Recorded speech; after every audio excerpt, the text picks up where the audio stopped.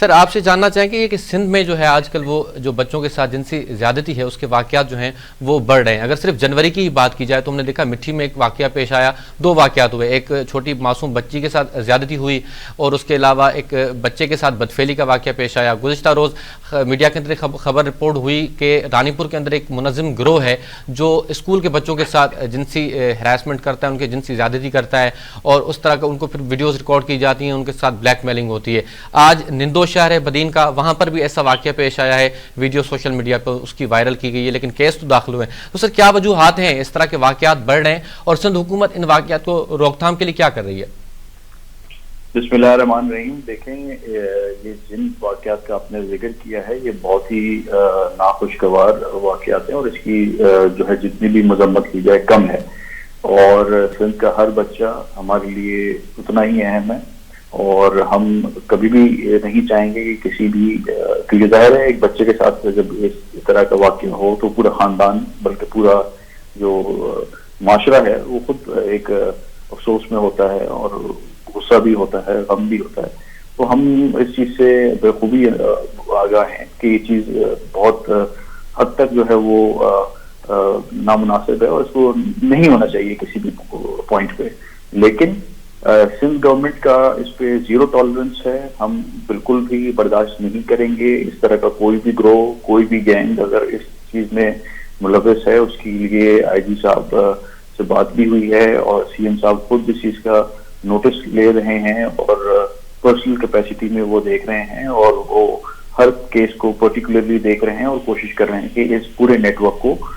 جلد از جلد کیفر کردار تک لایا جائے.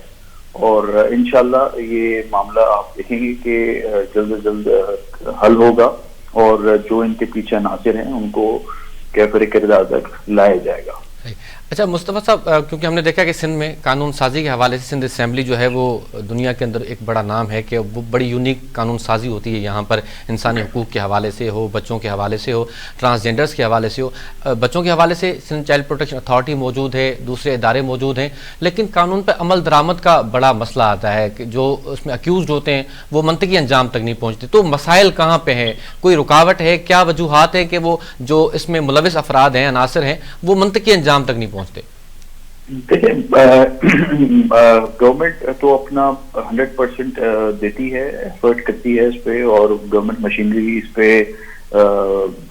آپ کہیں کہ مطلب جیسے ان کی پرائرٹی ہوتی ہے کہ ایسے کیسز کو جلد از جلد دیکھا جائے اور اپنی فیسیلیٹیشن بھی دیتے ہیں, چاہے ہیومن رائٹس کے حوالے سے ہو چاہے چائلڈ پروٹیکشن کے حوالے سے ہو. لیکن جب بات عدالتوں میں جاتی ہے اور پھر وہاں پہ بیل لے کے لوگ نکل جاتے ہیں اور وہاں پہ تھوڑا سا معاملہ جب خراب ہو جاتا ہے تو پھر مایوسی ہمیں بھی ہوتی ہے. تو ہم لیکن اس واقعے کے بعد جو ابھی ہم نے دیکھا ہے, جو آپ جن کا ذکر کر رہے تھے, اب ہم پوری کوشش کریں گے کہ کسی طریقے سے بہت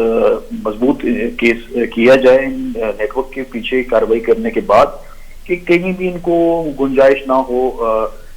بیل لینے کی, اور یہ اس جو گنونے عمل سے گزرنے کے بعد یہ جو ایک کہیں سے کوئی انصاف تو نہیں کہوں گا میں اس کو, کہ ایک نا انصافی طریقے سے جو ہے یہ پروٹیکشن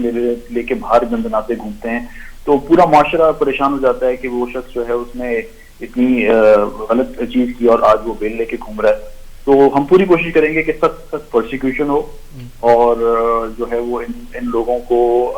جو ہے وہ سختی ان پہ کی جائے, اور گورنمنٹ اپنی پوری پاور شو کرے گی اس پہ. اور ایسے مثال ہم کرنا چاہتے ہیں کہ آئندہ کسی کی بھی مجال نہ ہو کسی کے بچے کے ساتھ کوئی زیادتی کرے, اور اس پہ ہم پرسنل کیپیسٹی میں ایک ایک کیس ٹو کیس اسٹڈی کر کے اور ان پہ جو ہے نا مانیٹر کر کے ہم پوری کوشش کریں گے کہ ہمارے لیے ہر بچہ جو ہے وہ ہمارا اپنا ہے, اور ہم سندھ دھرتی کے ہر بچے کے لیے ہم اتنا ہی تکلیف رکھتے ہیں. بالکل آپ سمجھیں کہ مطلب اس پہ یہ ایسی سینسیٹیو چیز ہے, اس کے لیے ہم 100% نہیں 200% ایفرٹ کریں گے انشاءاللہ.